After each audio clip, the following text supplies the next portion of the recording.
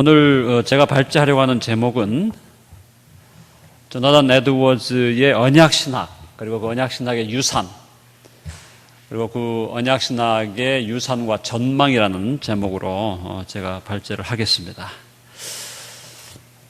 자, 우리가 개혁파 신학을 했거나 개혁주의 혹은 개혁파, 개혁신학, Reformed Theology를 우리가 하는 입장에서 언약신학이다, Covenant Theology다 할 때 언약신학이라는 것은 우리 개혁신학의 사실은 꽃이라고 얘기하죠. 그래서 개혁신학이 16세기와 17세기, 심지어 18세기 거의 중반까지 개혁신학의 그 전성기 때 많은 그 귀중한 신학적인 유산들을 많이 남겨줬잖아요. 그죠? 많이 남겨줬고, 정말 우리가 종교 개혁의 원리들, 그 다음에 칭의론이라든가, 대표적으로 모든 것이 다 중요한 신학적인 원리가 되겠지만은, 개혁 신학이 많은 귀중한 성경적인 유산을 우리들에게 남겨줬는데, 그 중에서도 사실은 언약 신학, 우리 Covenant Theology가 16세기에서 18세기에 이르는 개혁신학의 그 전성기 때 드러난 정말 아름다운 정말 꽃이다라고 하는, 아마 이 의견에 대해서 반대하시는 분은 거의 없지 않을까 싶습니다. 만약에 그분이 복음주의적인 개혁신학자라면, 자유주의적인, 개혁신학도 자유주의가 있거든요. 그러니까 개혁신학이라고 해서 자유주의가 없는 게 아니기 때문에, 자유주의나 신정통주의 다 개혁신학이라고 하기 때문에, 그런 사람들이 볼 때는 언약신학이라는 것이 그들에게는 오히려 장애물로 보이겠지만, 우리 이제 복음주의적인 심정을 가진 우리 개혁신학을 하는 입장에서는 언약신학이 정말 얼마나 우리 개혁신학의 꽃이다라고 하는 데 대해서는 이견이 없다고 생각을 합니다. 자, 그래서 들어가는 말에서 제가 조금 말씀을 드렸고요. 루터나 그 이후의 종교개혁자들, 루터와 쯔빙글리, 그 다음에 불링거, 그 다음에 칼빈, 이어서 거기 밑에 쭉 나오죠.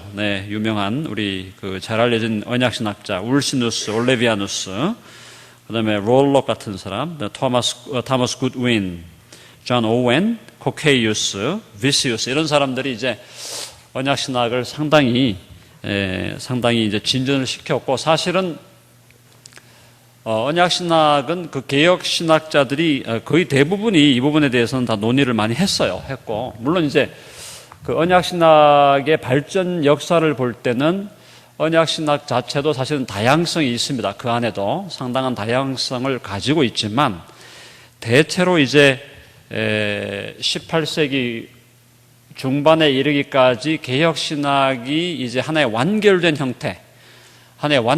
형태로 언약신학을 얘기한다 그러면 삼중구조죠. 삼중구조적인 언약신학이죠. 그게 이제 창세전, 영원 안에서의 구속 언약, 영원 안에서의 구속 언약, 팍툼 살루티스라고 하는, 그래서 구속 언약은 하나님 아버지, 성부와 성자 간에, 또 성부와 성자와 더불어서 성령이 함께 언약을 맺는, 그래서 구속 언약, 모든 택한 백성, 그죠? 죄인을 구속하는 그 구속 언약을 처음에 맺으셨고, 그 창세전 구속 언약이 이제 시간 세계에 있어서 드러날 때, 이제 그것이 시간 세계 속에서 이제 섭리되어가는 과정에서는 행위 언약, 우리 창세기 2장 16, 17절의 행위 언약으로 먼저 순종을 조건으로 한 영생의 약속이 주어졌고요. 그것에서 이제 아담과 하와가 타락함으로 말미암아 다시 은혜 언약, 특별히 창세기 3장 15절, 우리 원시복음이라고 하는 3장 15절로 이어지는 은혜 언약, 그 은혜 언약이 또 여러 가지 이제 그 하나님의 구원사적인 섭리 속에서, 구속사적인 섭리 속에서 이제 노아의 언약이라든가 아브라함 언약이라든가 또 모세 언약, 물론 이제 모세 언약에 대해서는 조금 논의들이 있지만 어쨌든 모세 언약, 그 다음에 다윗의 언약, 그리고 예고편으로 나왔던 새 언약, 이런 차원에서 이제 계속해서 은혜 언약이 전개되어져 왔다. 이런 것이 이제 대체적인, 그래서 결국은 행위 언약과 은혜 언약, 구약의 역사 속에서 주어졌던 그 언약이 예수 그리스도를 통하여 온전히 성취되고, 특별히 이제 은혜 언약은 예수님 안에서 완전하게 이루어지고, 또 예수님께서는 사실은 율법을 순종으로 완성하는 걸 통해서 사실은 모세에게 주었던 행위 언약까지도 성취하시고 완전히, 그리고서 그걸 또 조금 길게 늘려서 에덴 동산의 선악과 그 행위 언약까지도 사실은 예수님이 성취하신 걸로 보는 학자들도 있습니다만, 그렇게 이제 그 언약 신학이 성경 전체를 바라보는 관점으로 삼중 구조의 언약 신학으로 자리를 잡았죠.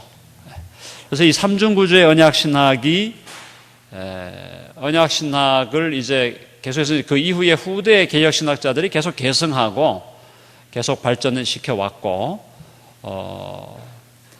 그래서 뭐 오늘날 우리가 20세기에 지금 19세기와 20세기를 개혁 신학을 상당히 위대한 어떤 개혁 신학자로 우리가 볼 수 있는 뭐 바빙크라든가 교회학자, 역시 그런 그 교회학자 역시도 이 삼중 구조의 언약 신학이라는 틀을 가지고 성경을 해석하고 또 교회학적인 조직신학적인 작업을 해온 걸 우리가 알고 있습니다.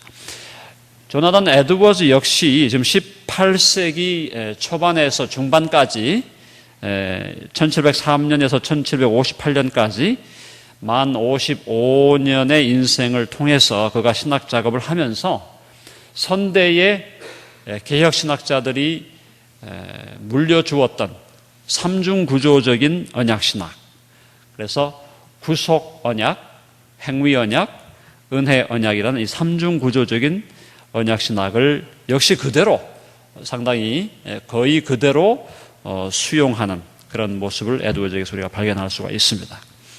그래서 거기 우리 이제 12페이지 보시면 에드워즈의 언약 신학에도 구조가 첫 번째가 구속 언약이죠. 구속 언약. 그래서 에드워즈의 그 구속 언약에 대해서 그 밑에 한번 그 인용한 걸 보면은 삼위일체 세 위격들은 말하자면 구속의 언약과 계획 안에서 연합되고 서로 협력하였다. 그 구속 언약에서 성부는 성자를 임명하셨고 성자는 구속의 사역을 감당하시기로 결정했다. 그리고 구속의 사역을 성취하기 위해 필요한 모든 일들이 규정되었고 그 이 규정들에 대해서 서로 동의하였다. 그래서 지금 삼위 특별히 이제 성부와 성자 간에, 또 그 안에서 그것이 단순히 이제 성부와 성자 간에 두 위만이 연결된 게 아니라 사실 더 들어가서는 성령이 그 안에 함께 역사한 걸로 봐서 구속 언약을 맺으신 것에 대해서 에드워즈가 그대로 지금 수용하고 있습니다. 자, 그 다음에 이제 구속 언약을 이어받은 에드워즈가 행위 언약을 그대로 또 이어받죠. 15페이지. 자세하게 다 읽을 수가 없기 때문에 일단 핵심 부분만 지금 정리를 하겠습니다. 행위 언약을 이야기하면서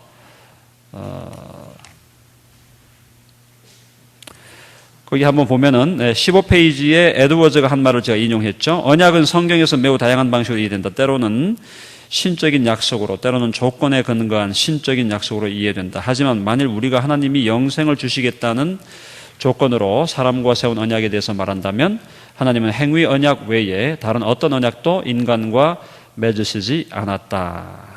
이렇게 좀 말하고 있죠. 그래서 사람이 순종을 조건으로 혹은 영생을 주시겠다는 것을 전제로 순종을 요구하시는 언약, 그것이 행위 언약이고 그 행위 언약의 최초의 표현이 바로 창세기 2장 16, 17절로 그렇게 보는 그 관점을 사실은 에드워즈 그대로 받아들이고 있습니다. 받아들이고 있고 그 다음에 이어져서 나중에 그 행위 언약이 2장 16절, 창세기 2장 16절, 17절이 확대된 것을 모세를 통하여 주신 율법 언약, 그 행위 언약과 동일하게 연결을 시키고 있지요. 그래서 행위 언약과 이제 은혜 언약에 대한 관계를 이야기할 때 17페이지 중간에 보면은 결국 이스라엘은 하나님이 모세를 통하여 세운 행위 언약인 율법을 자신들이 온전하게 순종할 수 없음을 깨닫고 하나님의 자비와 긍휼과 은혜를 구하게 되었다는 것이다. 그런 의미에서 행위 언약은 은혜 언약을 수종든다. 그것은 갈라디아서에서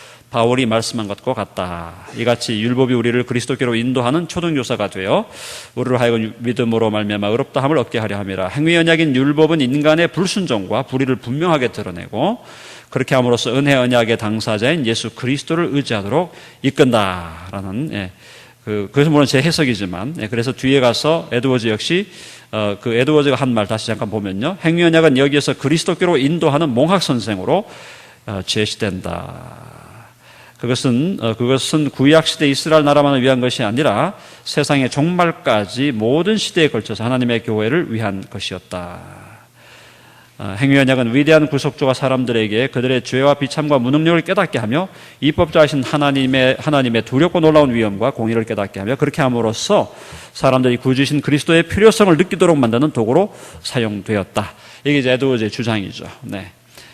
그 다음에 이제 그 창세기 2장에서 행위 언약이 깨어지고 아담이 범죄하고 그렇게 하면서 아담과 하와에게 하나님께서 징계를 하시는 그 장면에서 우리가 알고 있는 대로 창세기 3장 15절에서 은혜 언약을 주셨죠. 그 은혜 언약이 바로 창세기 3장 15절에 나오는 내가 너로 19페이지에 보니까 내가 너로 여자와 원수가 되게 하고 내 후손도 여자의 후손과 원수가 되게 하리니 여자의 후손은 내 머리를 상하게 할 것이요 너는 그의 발꿈치를 상하게. 그래서 여자의 후손 바로 메시아로 오실 그리스도에 대한 예언으로, 그래서 그것을 은혜 언약적인 성격에 대해서 에드워즈가 한 말을 잠깐 읽어보면 그러나 타락 후 즉시로 빛이 떠오르기 시작했다. 인간이 타락한 후 즉시로 그리스도는 중보자로서의 직분을 실행하기 시작했고 세상의 종말 때까지 교회를 향하여 펼쳐질 모든 위대한 경륜들이 정초된 구속사역을 시작했다. 타락 후 즉시로 지상에서 복음이 처음으로 계시되었는데 그것은 창세기 3장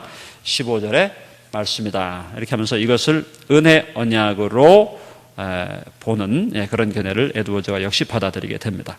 자, 그래서 이제 그 자세한 걸 제가 다 말씀드리긴 어렵고 일단은 그 에드워즈 역시 이 대표적인 삼중구조, 개혁신학의 전통적인 삼중구조의 언약신학의 틀에서 성경을 해석하고 구속사를 해석했다. 그래서 그 은혜 언약의 두 번째 수립은 20페이지 노아를 통해서 이루어졌고요. 에드워즈에 의하면 요즘에 이 노아 언약에 대해서 조금 견해가 달라진 부분도 있긴 한데 그래도 에드워즈가 이걸 은혜 언약으로 본 것에 대해서 별 문제는 없다고 저는 봅니다. 현대 복음주의나 개혁주의 언약신학에서는 노아의 언약을 은혜 언약으로 보긴 하지만 이걸 이제 그 일반 은총적인 언약으로 보는 분들도 있어요. 그렇게 보든지 어떻게 보든지 큰 문제는 없다고 봅니다.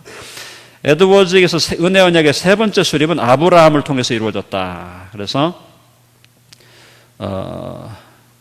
거기 인용문의 21페이지에 그리고 아브라함과 은혜 언약을 갱신한 사건에서 그 은혜 언약에 관한 몇 가지 특별한 사항들이 이전보다 훨씬 더 온전히 게시되었는데 그리스도가 아브라함의 자손이 될 것이라는 것뿐만 아니라 이방인들을 부르고 모든 민족을 교회로 이끌 것이 게시되었다. 그래서 내 씨로 말미암아 모든 민족이 복을 받으리라 하는 그 우리 창세기 12장 2절과 3절에 나오는 그 언약, 그것이 나중에 그 약속이 나중에 15장에서 언약으로 체결되고 17장 계속해서 아브라함에게서 재확인되죠. 그래서 10조계로 계속 넘어갔고 이삭과 야곱에게 계속 그것이 계승되고 그런 관계 속에서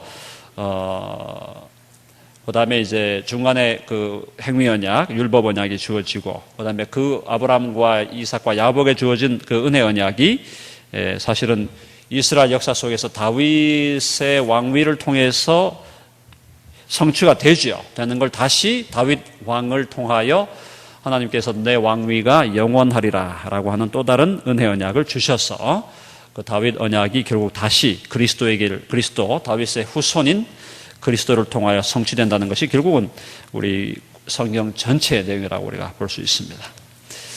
그래서 그 은혜 언약에 대한 그 예언을 우리가 새 언약, 특별히 우리 예레미야와 에스겔을 통해서 주어진 새 언약의 약속, 그죠? 새 언약의 약속이 예수 그리스도를 통해서 성취되는데 새 언약에 대한 약속이 물론 모세 언약과 옛 언약으로서의 모세 언약과도 관계가 있고 또 한편으로는 예수님을 통해서 맺어지는 은혜 언약과도 또 관련이 있기 때문에 그 두 가지 면에서 같이 볼 수가 있겠습니다.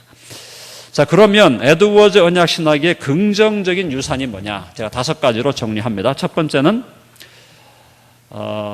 에드워즈의 언약신학뿐 아니라 개혁파 언약신학이 갖고 있는 그 언약신학의 긍정적 유산, 첫 번째가 성경 전체로 보자는 거죠. 토타 스크립투라.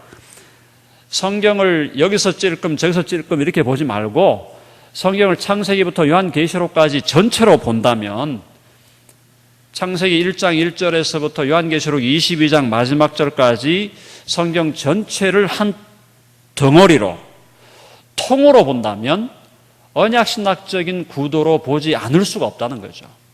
이거 뭐 너무나 분명한 거잖아요. 그래서 그 언약신학적인 구조로 보는 것이 바로 성경을 통으로 보게 하는 데 있어서 아주 명확한 그 신뢰를 우리에게 제공하고 언약신학적인 구도 자체가 성경 전체를 우리가 한꺼번에 구조화하는 원리가 되고 틀이 된다. 그런 의미에서 성경 전체로의 원리를 구현하는 것이 언약신학이라고 보는 거죠. 그게 첫 번째 좋은 긍정적인 유산입니다. 두 번째는 오직 성경만으로 솔라 스크립투라, 오직 성경만으로 우리 개혁신학의 가장 원리적인 가장 중요한 원리인데 결국은 성경만이 하나님의 말씀이고 특별 계시이기 때문에 성경 자체가 우리들에게 증거하고 있는 하나님의 모습이 어떤 하나님이신가? 아까 이제 우리 이승규 교수님이 말씀하신 그 삼위일체에 대한 하나님, 삼위일체 하나님이 성경이 우리에게 계시하고 있는 하나님이시면서 동시에 그 삼위일체 하나님은 바로 삼위일체 안에서 새 위격이 언약관계 안으로 들어가는 하나님이시고 또 사람을 창조하시고 사람과 언약관계 안으로 들어가서 그 언약을 이루시고 성취하시는 그 언약의 하나님이시라는 사실. 그걸 이제 바로 오직 성경만으로라는 원리 속에서 하나님의 어떠하심을 보여주는 그런 의미에서 언약신학이 하나님의 바른 모습을 우리들에게 보여주는 그런 의미가 있다라는 거죠.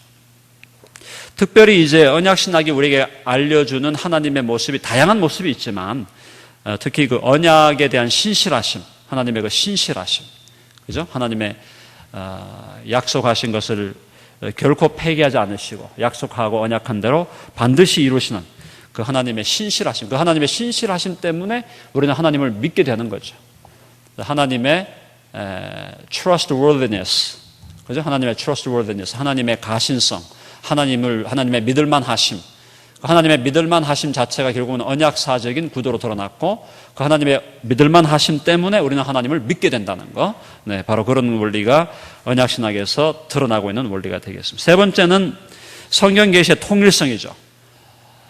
오늘날 자유주의 신학이나 신정통주의까지도 성경 계시가 통일되어 있다라고 하는 부분에 대해서는 의문을 다 표현하죠. 성경은 너무나 다양한 책들의 조합이고 너무나 다양한 생각들과 사상들의 조합이기 때문에 성경에서 어떤 통일성을 발견한다는 것은 불가능하다는 것이 자유주의 신학과 신정통주의 신학에서 주장하는 것이라면은 우리 개혁신학은 성경은 완전히 하나의 주제로 또 한 분 하나님을 계시하고 또 하나의 구원의 원리를 제시하고 또 한 분의 구원자 예수 그리스도를 계시하고 또 하나의 교회를 계시하고 그래서 성경 자체는 완전한 통일성을 이루고 있다. 성경이 갖고 있는 특성에 대해서 우리가 성경의 가신성, 또 성경의 필요성, 충족성 다 얘기할 수 있지만은 그 중에 가장 중요한 건 성경의 통일성.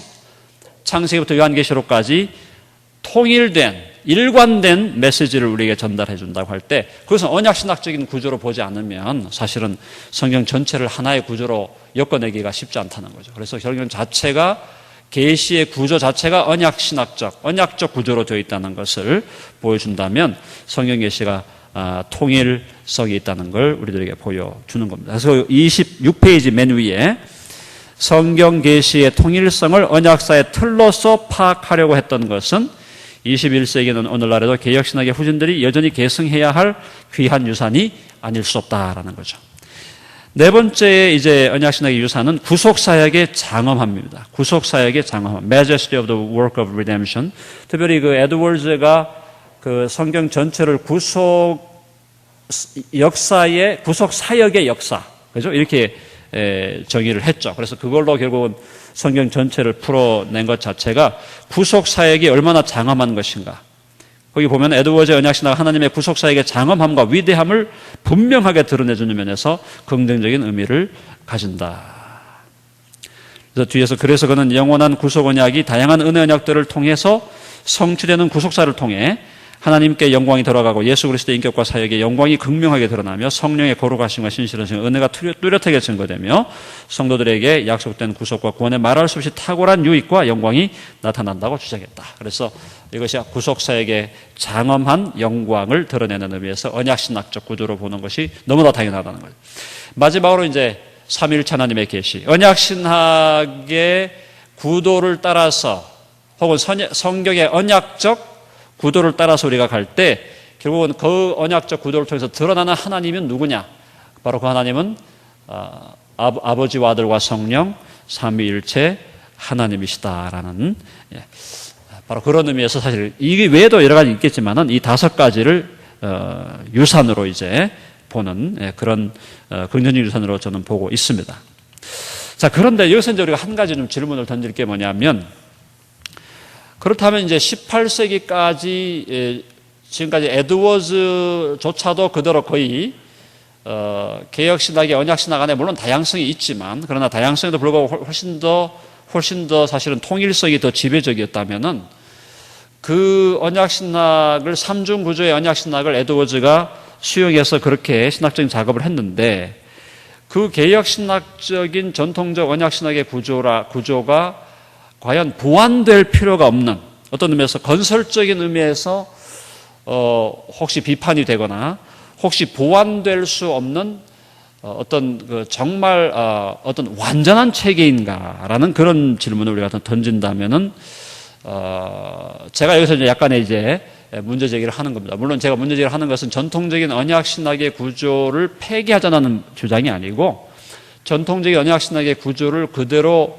포용하고 유지하면서도 이것을 지금 21세기 현대, 우리가 지금 살고 있는 현대의 컨텍스트에서 우리가 받고 있는 공격들에 대해서, 특별히 이제 오늘날 우리 한국교회나 마찬가지고 세계 지금 복음주의권이나 개혁주의권에서 우리가 지금 공격을 당하고 있는 부분들이 특별히 그 칭의론에 있어서 세관점 학파의 칭의론이라든가, 그 다음에 칼 바르트류의 언약신학이라든가, 이런 것들이 사실 우리 개혁신학 쪽에 지금 비판을 하고 공격을 하고 있고, 또 최근에 우리 지금 한국교회 안에는 칭의론에 대해서 상당한 지금 혼란이 지금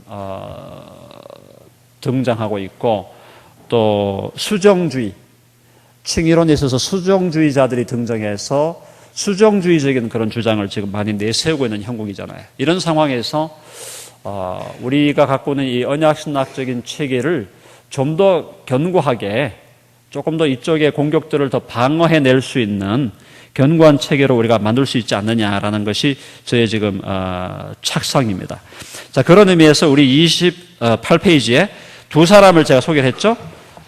건설적인 보완적인 작업에서 존 모레이라는, 우리 웨스트민스터에서 지금 조이신학을 했던 모레이 교수가 주장했던 것은, 모레이 교수는 이제 뭐 전통적인 구조 자체를, 삼중 구조를 깨뜨리자고 하는 건 아니었고, 삼중 구조를 그대로 받아들이면서도 행위 언약이라는 개념에 좀 문제가 있다, 이렇게 지적을 했죠. 행위 언약이라는 개념에 문제가 있고, 사실은 모세에게 준 그 율법 자체도 하나님께서 은혜로 주신 측면이 많다, 이런 얘기를 이제 많이 했어요. 그래서 그런 부분에 대해서 보완을 해야 된다라는 그런 지금 모레이 주장이 있었고, 물론 이것이 이제 전통 개혁신학적인 언약신학의 틀을 깨려는 건 아닙니다. 틀은 그대로 유지하는 선에서 우리가 그렇게 봐야 된다, 그런 입장이었고, 메르데스 클라인의 입장은 뭐냐면, 삼중구조의 언약신학을 그대로 유지하면서도 하나님 나라의 관점을 좀 포함해야 된다. 하나님 나라의 관점을,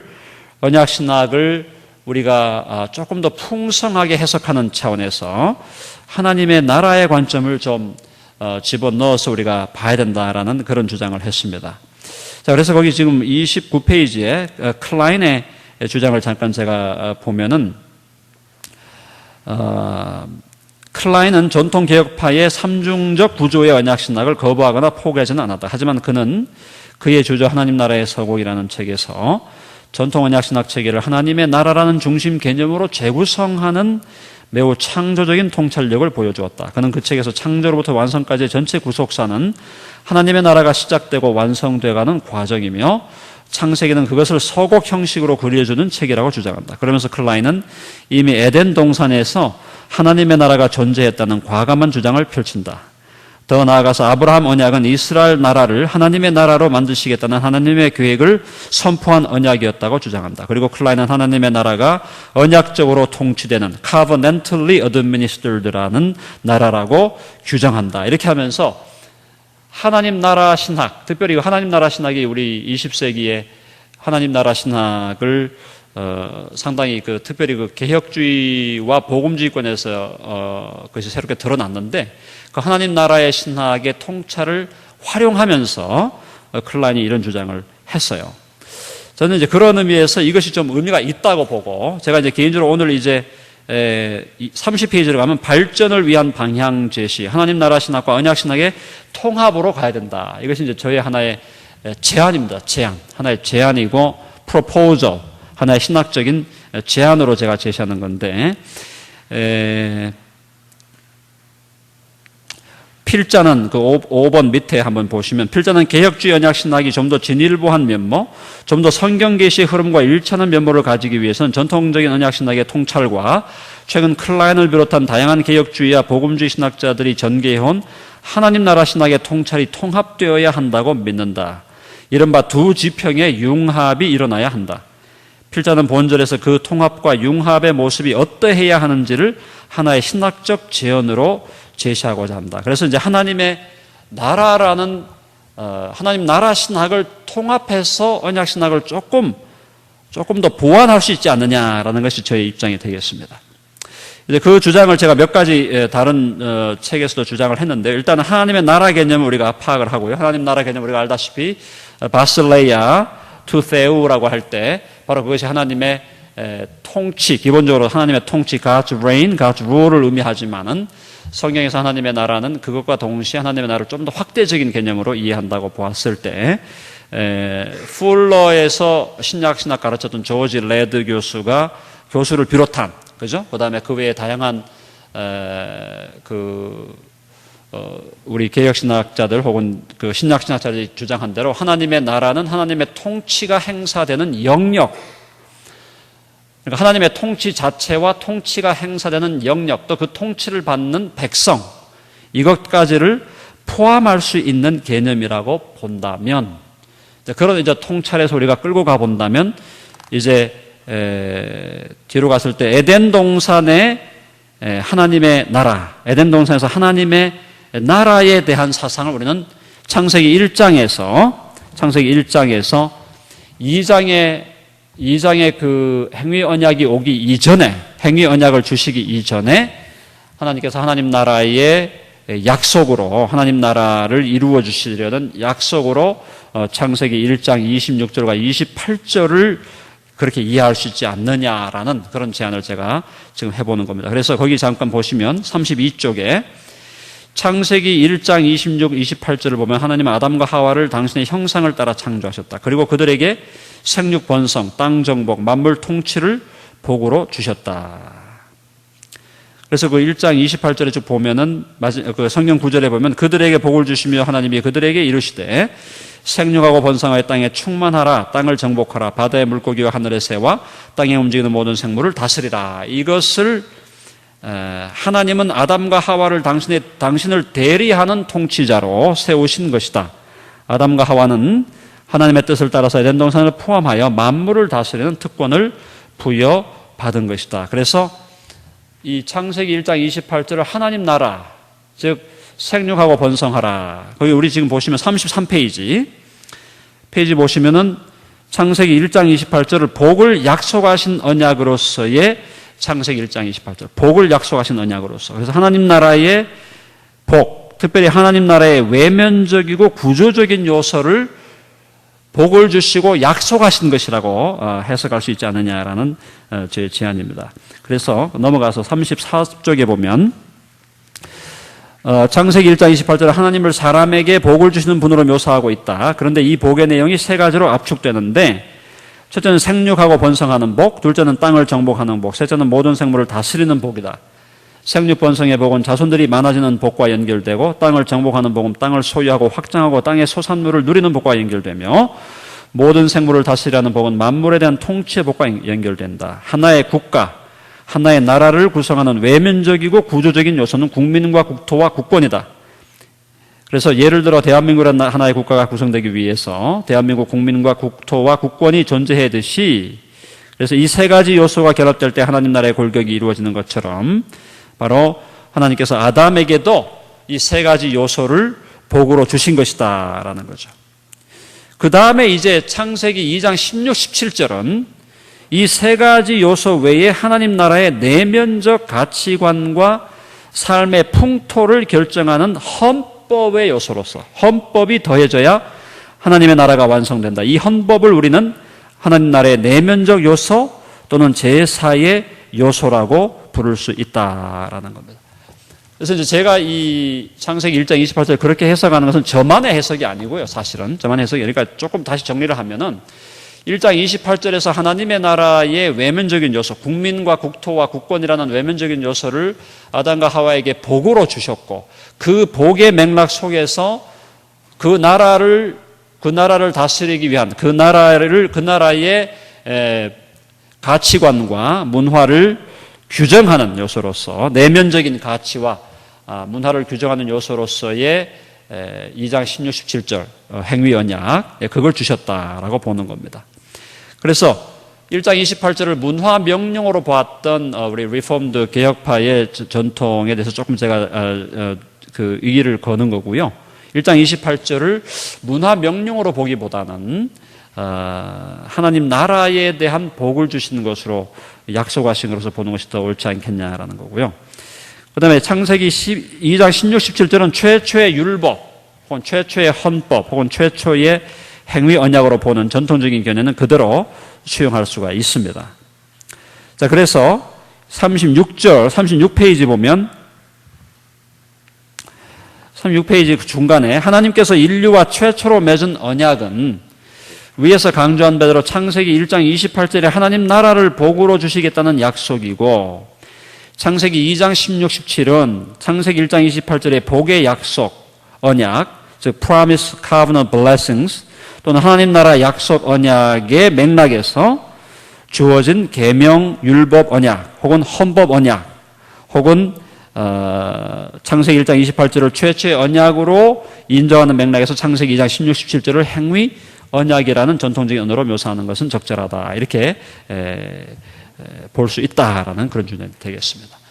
창세기 1장 28절에 대해서 새로운 맥락에서 이것을 하나님의 복의 언약 또 하나님의 그 하나님 나라에 대한 약속으로 보는 학자들이 33쪽에 보면 그 학자들, 대표적인 학자들이 그 월터 카이저, 구약신학자 월터 카이저, 그 다음에 그렉 빌, 그 다음에 N.T. 라이트인데, N.T. 라이트는 물론 우리가 이제 세관점의 주창자로서 우리가 그의 칭의로는 우리가 사실 수용할 수 없지만, 어쨌든 창세기 1장 28절을 하나님께서 사람과 세우신 최초의 복에 대한 약속으로 보는 그런 견해를 이 세 사람이 주창을 했습니다. 이제 그것을 제가 수용하는 거고요.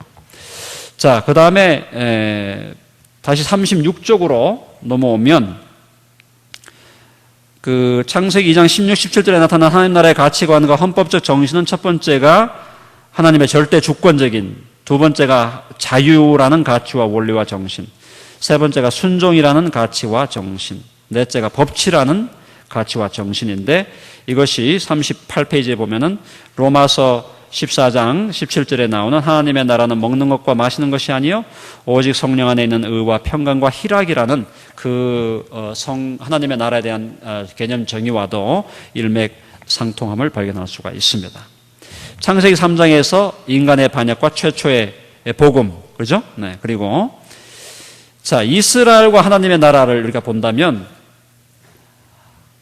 아담과 하와에 대한 하나님의 섭리적 구조, 즉 1장 28절에서 백성을 주겠다, 땅을 주겠다, 또 통치하겠다고 하신 그 하나님의 그 첫 번째 그 복의 언약과 그 이후에 행위 언약을 주시는 그 구조가 이스라엘의 역사 속에서도 그대로 드러나거든요. 이스라엘 역사 속에서도 창세기 12장 2장 2절 3절에 나오는 아브라함 언약, 그 이후에 15장 17장, 또 계속해서 이삭과 야곱에게로 이어지는 열조와의 언약 속에서 하나님은 백성을 바다의 모래알과 같이, 그죠? 하늘의 별과 같이 많은 백성을 주겠다. 그리고 가나안 땅을 주겠다.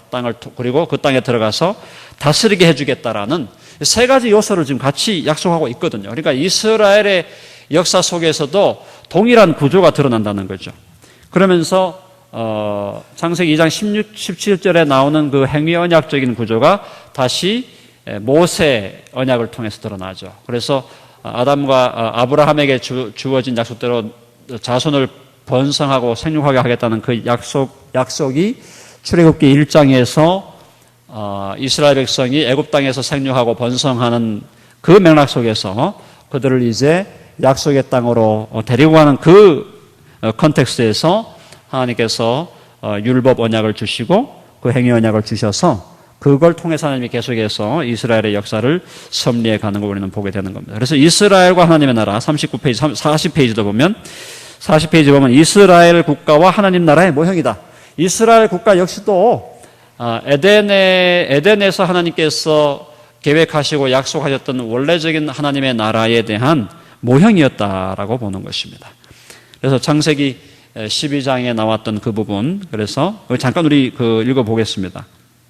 40페이지 마지막 부분에 하나님은 창세기 1장 28절과 2장 16, 17절을 통해서 하나님 나라의 복을 약속하고 아담과 하와의 타락에도 불구하고 그들을 구원하고 당신의 약속을 이루어주겠다는 사실을 계시하기 위해서 역사하기 시작하셨다. 아담과 하와에게 하나님 나라의 복을 약속하신 하나님이 둘째 아담 예수 그리스도와 그의 신부인 교회를 통하여 그 약속을 성취할 것을 모형과 예표를 통하여 미리 알려주시려고 하나님은 아브라함을 불러 복을 약속하신다. 모형적인 하나님 나라의 복을 약속하는 하나님의 모습을 가장 극명하게 계시해주는 사건이 창세기 12장이다. 그렇게 되어 있습니다. 넘어가시고요. 그 다음에 이 아브라함에게 주신 그 언약을 성취하신 것에 대해서 42페이지 사도행전 3장 25, 26 거기 보면은 베드로가 설교하면서 너희는 선지자들의 자손이요 또 하나님이 너희 조상과 더불어 세우신 언약의 자손이라. 아브라함에게 이르시기를 땅 위의 모든 족속이 너의 씨로 말미암아 복을 받으리라 하셨으니 하나님이 그 종을 세워 복 주시려고 너에게 먼저 보내사 너희로 하여금 돌이켜 각각 그 악함을 버리게 하셨느니라. 그래서 그것은 구약이 약속하고 예언한 메시아, 즉 그 종을 통해서 하나님께서 아브라함을 통하여 땅 위의 모든 족속에게 복을 주시겠다고 하신 약속을 성취하셨다는 사실의 확인이었다. 그렇게 되어 있고요. 쭉 넘어가서 그 부분들은 여러분들 읽어보시면 이제 내용이 분명하게 나올 겁니다. 창세기 15장 44페이지 창세기 15장에 6절에 보니까 아브라함이 여호와를 믿으니 여호와께서 이를 그의 의로 여기셨다. 그래서 로마서 4장 1절 12절에서 사도 바울은 여호와께서 아브라함의 믿음을 의로 여기신 사건을 해석하면서 죄인은 오직 믿음으로 말미암아 의롭다함을 얻는다는 이신칭의 교리를 논증하는 우리가 잘 알고 있죠. 그 다음에 그렇게 해서 역사를 제가 간단하게 설명을 했고요. 그 다음에 모세 율법과 하나님 나라 헌법의 모형이다. 그래서 모세 율법이 장차 예수 그리스도를 통해서 드러나게 될 하나님 나라 헌법의 모형이라고 제가 해석을 했고, 그래서 46페이지에 예수 그리스도와 하나님의 나라, 예수 그리스도가 바로 예수님의 인격 속에서 그리고 예수님의 사역 속에서 하나님의 나라가 그대로 임하고 그대로 드러났는데, 그래서 우리가 아담 그리스도로 우리가 해석을 한다면 바로 아담에게 주어졌던 하나님 나라의 약속이 예수 그리스도를 통해서 이루어지는 것이다. 그걸 제가 여기 지금 로마서 5장과 고린도전서 15장을 통해서 제가 설명을 드렸습니다. 그리고 49페이지에 가면은 그래서 아담에게 생육하고 번성하라고 하셨던 그 복을 예수 그리스도를 통하여 하나님 나라 백성이 생육하고 번성하는 것으로 이루어졌다고 보는 거죠. 그래서 아담과 하와가 범죄함으로 사실은 죄인이 생육하고 번성했는데 예수 그리스도로 말미암아 새로 거듭나고 중생함으로 의인이 생육하고 번성하는 영적 재생산이 예수 그리스도를 통해서 이루어진다. 하나나라 백성의 생육 번성이 이루어졌고요. 둘째로 51페이지 예수 그리스도와 하나님 나라의 땅 정복. 그래서 하나님 나라의 땅 정복도 바로 우리들의 심령의 땅에서 시작해서 교회가 그리스도의 몸인 교회가 확대되어 가면서 그 땅 정복이 이미 시작된 것이고, 그러면서 제가 이제 역사적인 전천년주의 입장에서 천년왕국을 바로 땅 정복에 이 땅에서 아담에게 준 에덴 동산에서 하나님이 아담에게 준 땅을 정복하라고 했던 그 약속을 천년왕국에서 시공간적으로 이루신 것으로 저는 해석을 하고요. 그 다음에 그 이후에 새하늘과 새 땅에서 영원한 하나님의 나라를 이루어 가신다라고 보는 겁니다. 그래서 역사적 전천년주의 입장에서 제가 종말론을 보고 있고, 또 최근에 제가 종말론에 대한 책을 제가 쓴 것이 있고요. 그래서 밝고 행복한 종말론이라고 책을 쓴 것이 있는데, 아마 지금 여기에도 지금 나와 있는 것 같아요. 자, 그 다음에 네 번째, 그 그리스도와 하나님 나라의 통치권. 그래서 예수님은 이 땅에 오셔서 하나님의 나라가 당신의 인격 속에서 그대로 당신의 인격 속에서 하나님의 나라가 인격과 더불어 임하시고, 그 인격 안에서 하나님 나라가 이루어지시고, 주님의 사역 속에서 하나님의 나라가 이루어지셔서 그 하나님 나라의 통치권은 어떤 데서 드러났나? 첫째가 53페이지, 그리스도의 사역을 통해서 드라마틱하게 계시되는데, 예수는 육신적인 질병을 앓고 있는 사람들을 온전하게 치유해 주심으로 옛 질서로 말미암은 저주를 패하고 하나님 나라의 능력을 드러내셨다. 귀신에 사로잡혀 고생하는 사람들이 귀신을 쫓아내어 주심으로 마귀가 아담으로부터 찬탈한 세상에 대한 지배권을 축출하는 하나님 나라의 통치권을 드러내셨다라는 거죠.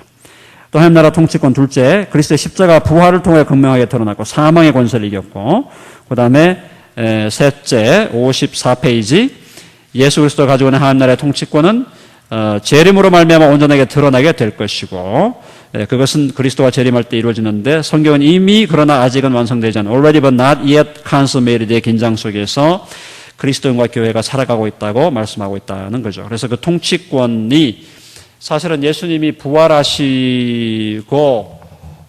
이미 통치권을 회복하셨죠. 그래서 마태복음 28장에서 하늘과 땅에 속한 모든 권세를 내게 주셨다. 그 통치권을 다 가지고 계셨다는 것이고, 그것이 아직은 가시적으로 완성되지 않은 상태에서 그것이 천년왕국과 영원한 산과 새 땅에서 이루어진다 라고 제가 해석을 했습니다.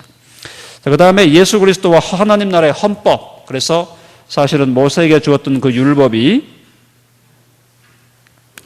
거기 이제 54페이지 보면 하나님의 나라를 당신의 인격과 사역 속에서 체현한 예수는 하나님 나라의 헌법의 모든 요구를 성취하고 완성하셨다. 우선 예수님은 하나님의 뜻과 율법에 대하여 온전히 순종하셨고, 본래 하나님이시자 하나님의 아들이었던 예수님이 인간의 본성을 취하시고 성육신하셔서 이 땅에 태어나신 것부터가 하나님 아버지의 뜻과 계획에 대한 철저한 순종의 결과였고, 동정녀 마리아의 몸을 빌어 예수 그리스도는 그의 인격 속에 임마누엘을 구현하고 계셨고, 즉 하나님이 사람과 함께하면서 풍성한 생명을 누리는 하나님 나라의 본질을 자신의 인격 속에 체현하고 계셨고, 그 다음에 예수님은 모세의 율법이 요구한 모든 것, 특히 위로 하나님을 온 마음과 목숨과 뜻을 다해 사랑하고 아래로 이웃을 자기 몸처럼 사랑하는 요구를 온전히 성취하심으로, 그래서 빌립보서 2장 5절 8절, 예수님은 십자가의 죽으심을 통해서 자신의 온 몸과 마음과 목숨과 뜻을 다해 하나님을 사랑하심을 입증하셨고, 동시에 당신의 이웃인 우리를 당신의 몸처럼 사랑하심을 확증하셨다. 그리고 이어서 요한복음 13장 34, 35 세 계명을 주시고, 그 사랑의 계명이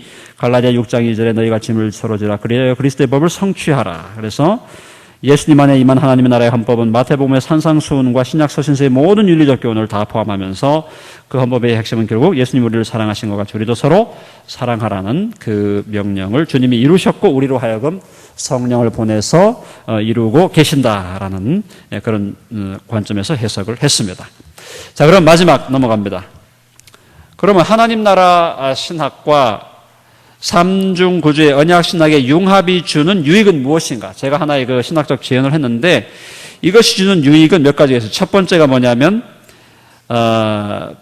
제가 제안한 모델은 전통 개혁 신학의 삼중적 구조의 언약 신학이 가지고 있는 성경적 강점들을 그대로 살릴 수 있다.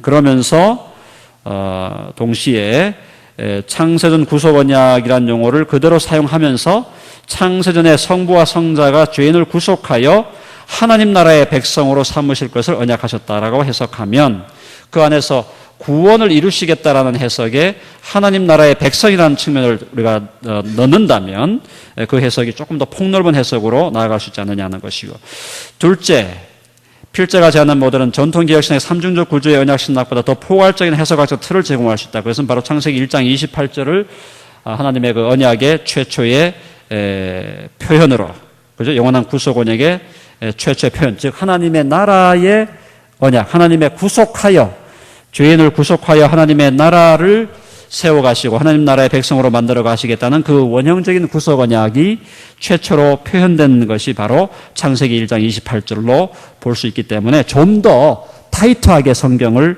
한 통으로 볼 수 있다는 것이 되겠고, 세 번째 모델, 세 번째 유익은 57페이지 칼 바르트를 중심으로 한 신정통주의와 앤티 라이트 제임스 던을 중심으로 한 바울 신학에 대한 세관점 학파가 개혁주의 언약 신학에 대해 제기한 비판을 적절하게 반박할 수 있는 견고한 신학적 근거를 제시해 준다. 그래서 바르트는 전통 개혁 신학의 구속 언약 사상을 신화적인 것으로 비판하고 율법과 복음의 관계를 복음과 율법의 관계로 뒤집었는데, 그리고 앤티 라이트 제임스 던 언약 신학에 대한 수정주의적 해석을 통해서 종교 개혁적 칭의론을 비성경적인 것으로 비판했는데, 하나님 나라 신학과 전통 언약 신학을 융합시키는 모델은 종교 개혁의 칭의론을 성경적인 것으로 변화할 뿐 아니라 언약과 언약사에 대한 보다 더 성경적인 관점을 제공하므로 바르트주의 혹은 앤티 라이트류의 세관점 학파에 대한 공격을 차단할 수 있는 장점을 가진다라고 보여집니다. 네 번째로 이 모델은 예수 그리스도의 인격과 사역 그리고 설계 중심이었던 하나님 나라 개념을 성경 계시 전체를 아우르는 핵심 개념으로 복권시키는 장점이 있다. 그러니까 언약서적인 구조를 그대로 가져오면서 거기에 하나님 나라에 대한 관점을 함께 융합시킴으로 말미암아 하나님 나라, 예수님의 인격과 사역 그리고 설교의 중심이었던 하나님 나라 개념을 성경 전체 계시를 아우르는 핵심 개념으로 복권시킨다는 그런 장점이 있겠습니다. 다섯 번째, 마지막, 이 모델은 오늘날 한국 기독교 내의 자유주의권이나 에큐메니칼권에 널리 퍼져있는 하나님 나라에 대한 오해, 이게 뭐냐면 하나님 나라를 세운다는 걸 자꾸 사회적 정의, 그러니까 하나님 나라의 관점에서 보는 것이 아니라 사회적인, 세속화된 사회적인 정의의 관점에서 하나님의 나라를 해석하고 있는 자유주의권 내지는 에큐메니칼권의 하나님의 나라에 대한 오해를 우리가 바로잡을 수 있다. 결국은 하나님의 나라라는 개념 자체가 하나님 나라의 백성을 세워가는, 즉 교회와 긴밀한 관계 속에 있는, 교회와 긴밀한 관계 속에서 하나님의 나라는 교회를 포함하면서도 또 교회를 초월하는 그런 차원에서 하나님의 나라에 대한 성경적인 바른 해석을, 바른 그 하나님 나라의 본질을 우리가 밝혀줄 수 있다는 거죠. 하나님 나라의 백성, 영토, 국권, 그리고 그 나라의 가치관과 정신과 풍토를 결정하는 헌법 등 하나님 나라의 네 요소라는 개념망을 통해서 전통개혁신학의 교회론과 일관성 있는 하나님 나라의 개념을 확립해주는 강점이 있다. 그렇다면 마지막 제가 읽겠습니다. 현재 한국교회의 컨텍스트에서 에드워즈 언약신학의 유산은 무엇이며 그 전망은 어떠한가? 필자는 한국교회가 에드워즈를 비롯한 개혁신학자들이 물려준 삼중적 구조의 언약신학에 대해서 깊은 이해를 추구해야 한다고 믿는다. 그것이 우리에게 물려준 소중한 유산을 잘 계승해야 한다. 동시에 전통적인 삼중적 구조의 언약신학과 하나님 나라 신학의 통찰을 융합함으로 이 시대의 다양한 도전들에 대해서 적절하게 대응할 준비를 갖춰야 한다고 믿는다. 필자가 본문을 통해서 제안한 모델이 그 준비를 위한 작지만 의미 있는 노력이 되기를 바란다. 이런 차원에서 제가 발제를 드리도록 하겠습니다. 감사합니다.